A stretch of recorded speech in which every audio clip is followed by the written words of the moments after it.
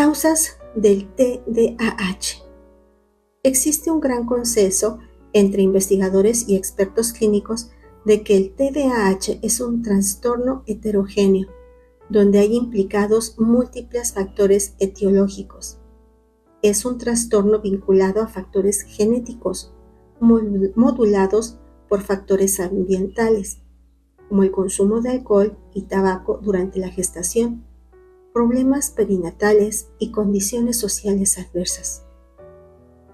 En los estudios de familias adoptivas y familias biológicas con un niño o niña con TDAH, se ha encontrado una mayor prevalencia del TDAH en padres biológicos que en padres adoptivos.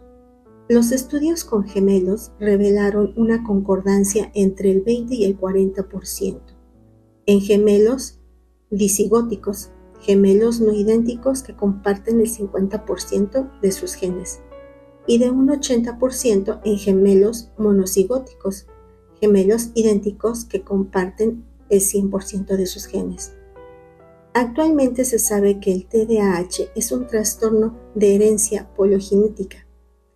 Múltiples genes contribuyen a la expresión del trastorno. Diferentes estudios han demostrado que los factores socioambientales, clase social baja, entorno psicológico-social desestructurado, comunicación padres e hijos negativa, falta de normas de comportamiento y escasa transmisión de valores pueden influir en la gravedad de los síntomas, en el pronóstico y o en el riesgo de presentar trastornos o problemas asociados. Pero estos factores no son la causa del TDAH. Tampoco causa el trastorno de dietas con más o menos azúcar, colorantes o aditivos alimentarios, falta de vitaminas, la televisión o videojuegos o la lateralidad cruzada. Igualmente obsoletas son las teorías basadas en alteraciones visuales, el procesamiento auditivo, falta de balance polar o alteraciones magnéticas. Los factores que inciden en la gravedad de los síntomas son bajo nivel de inteligencia, no recibir tratamiento adecuado, entorno psicosocial desestructurado y presentar otros trastornos comórbidos.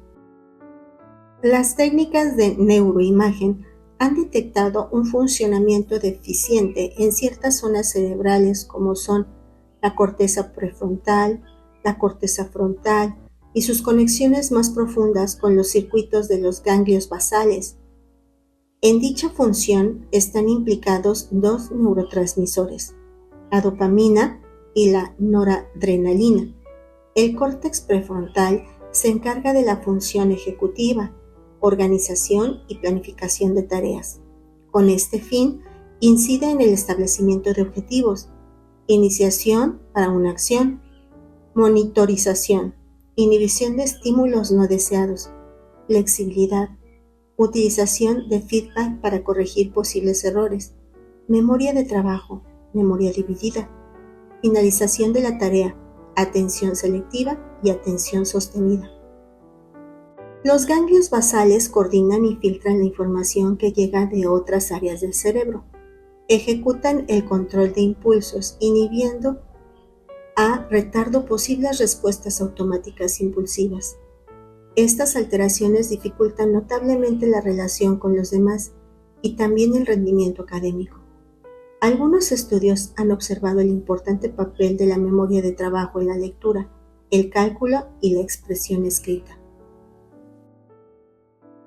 ¿Cómo hacer el diagnóstico? En la actualidad existen dos clasificaciones diagnósticas de los trastornos psiquiátricos, las pruebas antes mencionadas. Acerca del Manual de Diagnóstico y Estadística de los Trastornos Mentales, versión 4, y la Clasificación Estadística Internacional de Enfermedades y Problemas Relacionados con la Salud, revisión 10. Algunos de los síntomas que se pueden presentar son 6 o más de los siguientes síntomas de desatención que han persistido por lo menos durante 6 meses con una intensidad que es desadaptativa e incoherente en relación con el nivel de desarrollo. Desatención. Inciso A. A menudo no presta atención suficiente a los detalles o incurre en errores por descuido en las tareas escolares, en el trabajo o en otras actividades. B. A menudo tiene dificultades para mantener la atención en tareas o actividades lúdicas. C. A menudo parece no escuchar cuando se le habla directamente. D. A menudo no consigue seguir instrucciones y no finaliza tareas escolares, encargos u obligaciones en el centro de trabajo. No se debe a comportamiento negativo o incapacidad para comprender instrucciones. E. A menudo tiene dificultades para organizar tareas y actividades. F. A menudo evita, le disgusta o es renuente en cuanto a dedicarse a tareas que requieren un esfuerzo mental sostenido, como trabajos escolares o domésticos. G. A menudo extravía objetos necesarios para tareas o actividades, por ejemplo, juguetes, ejercicios escolares, lápices, libros o herramientas. H. A menudo se distrae fácilmente por estímulos irrelevantes. I. A menudo es descuidado en las actividades diarias. En 6 o más de los siguientes síntomas de hiperactividad impulsiva han persistido por lo menos durante 6 meses con una intensidad que es desadaptativa e incoherente en relación con su nivel de desarrollo. Hiperactividad. A. A menudo mueve en exceso manos o pies o se remueve en su asiento. B. A menudo abandona su asiento en la clase o en otras situaciones en que se espera que permanezca sentado. C. A menudo corre o salta excesivamente en situaciones en que es inapropiado hacerlo. En adolescentes o adultos puede limitarse a sentimientos subjetivos de inquietud. D. A menudo tiene dificultades para jugar o dedicarse tranquilamente a actividades de ocio. E. A menudo está en marcha o suele actuar como si fuera un motor. F. A menudo habla en exceso. Impulsividad. G. A menudo precipita respuestas antes de haber sido completadas a las preguntas. H. A menudo tiene dificultades para guardar turno. I. A menudo interrumpe o se inmiscuye en las actividades de otros. Por ejemplo, se entromete en conversaciones o juegos. Algunos síntomas de hiperactividad, impulsividad o desatención que causan alteraciones estaban presentes antes de los 7 años de edad. Algunas alteraciones provocadas por los síntomas se presentan en 2 o más ambientes, por ejemplo, en la escuela o en el trabajo y en casa.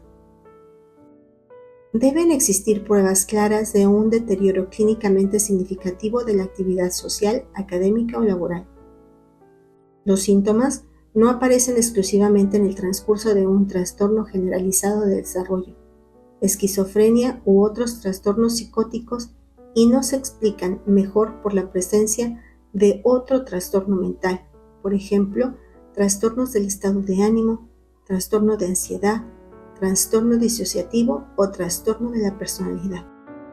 Algunas diferencias entre el Manual de Diagnóstico y Estadístico de los Trastornos Mentales versión 4 y la Clasificación Estadística Internacional de Enfermedades y Problemas Relacionados con la Salud versión 10 son que utiliza la denominación de trastorno hipercinético, TH. En realidad, TH puede ser considerado como una forma grave de TDAH, puesto que exige un mayor número de síntomas.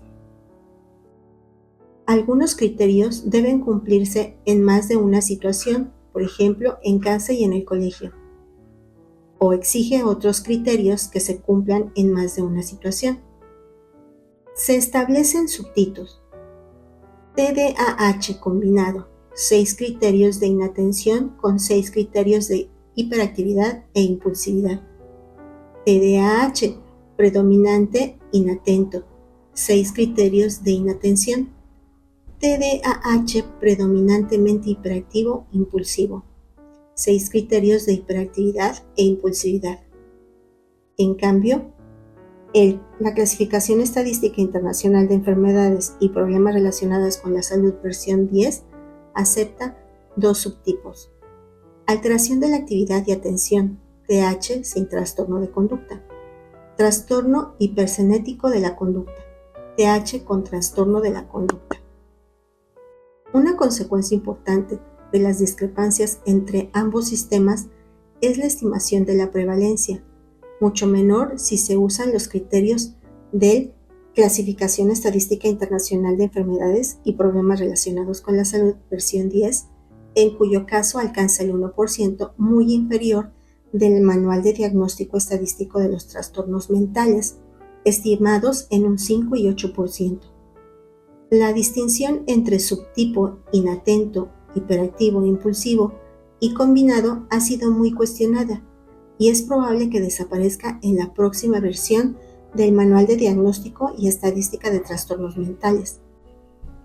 Habitualmente son los padres, profesores, psicólogos escolares o psicopedagogos los que suelen alertar de un posible TDAH al detectar dificultades en el comportamiento o en el aprendizaje. Para el diagnóstico de TDAH será indispensable una entrevista clínica con los padres y otra con el afectado, además de la recopilación de sus informes escolares. El objetivo es recoger la historia del desarrollo del niño, su escolarización, ambiente familiar y social, para descartar que los problemas de rendimiento escolar o de comportamiento no se deban a otros motivos. Por lo tanto, es básico realizar un buen diagnóstico diferencial. Además de las entrevistas y cuestionarios, es muy recomendable tener una exploración intelectual del niño o de la niña, una evaluación de su nivel de atención y una evaluación de su nivel de lectura y cálculo. No contamos aún con ninguna prueba, test o análisis de carácter diagnóstico. Las pruebas mencionadas ayudan a recabar mejor información y más objetiva.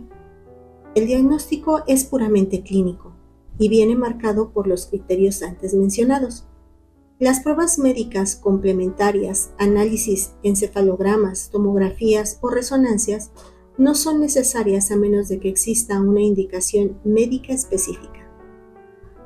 Las escalas de valoración de la sintomatología del TDAH son: CBCL, Cuestionario de Conducta para Padres, Pacientes y Maestros; EDAH, Cuestionario de Síntomas en TDAH para Maestros; SNAP-4, Cuestionario de Síntomas de TDAH; Cuestionarios Semiestructurados para Maestros; test para la valoración de su capacidad intelectual; KABC de 2,5 a 12 años y medio; WIX-4 de 6 a 18 años; RAVEN, Matrices Progresivas para valorar la inteligencia no verbal; Pruebas para la valoración de la atención, D2; CPT, Prueba computarizada; Pruebas para la valoración del nivel de lenguaje, lectoescritura y cálculo; Pruebas específicas para otros trastornos asociados cuando hay una sospecha.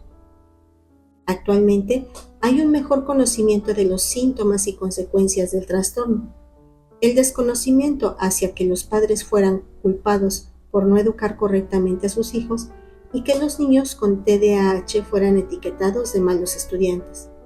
Aún hoy hay muchos niños con TDAH que no reciben toda la ayuda que necesitan.